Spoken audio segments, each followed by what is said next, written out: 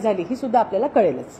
आज एका उत्तराच्या प्रकाशनाचा असा कार्यक्रम आयोजित करण्यात आला आहे। फार राजकारण आपल्याला पाहायला मिळत आहे। नरकांतला स्पर्धा या संजय राऊत यांच्या देखील पुस्तकाचा प्रकाश होते, कसं बघताय? खरं तर मी काल याच्यावरती बोलले की लेखकाचं नाव हे गटारातील अर्क असलं पाहिजे होतं। छत्रपती शिवाजी महाराजांचा सुंदर असा महाराष्ट्र आणि त्याला त्या ठिकाणी मनोहर कहानिया लिहून कुठेतरी नासवण्याचा प्रयत्न कोण करतंय, पण ते यशस्वी होणार नाही। लिहायचंच होतं तर पत्राचाळीवरच्या त्या भाडेकरूंबद्दल ज्यांना फसवलं, ज्यांच्या जमिनी होत्या, ज्यांची घरं होती, ज्या महिलांनी आपली मंगळसूत्र गहाण टाकली, त्यांच्यावरती काय दिवस या नरकातल्या नाही गटारातल्या अर्काने आणले, त्याच्याबद्दल लिहिणं गरजेचं होतं। कसं त्या परिवाराला नागवलं गेलं, कशा पद्धतीने त्यांची फसवणूक केली गेली, त्याच्यासाठी 2 पानं मिळाली नाहीत का?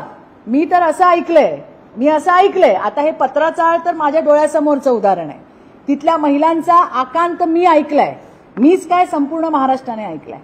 परंतु मी असं ऐकलंय की नवनाथ जेलमध्ये सुद्धा त्यांचे जे आका आहेत उद्धव ठाकरे यांना ते शिव्या देत होते, असं मी ऐकलंय।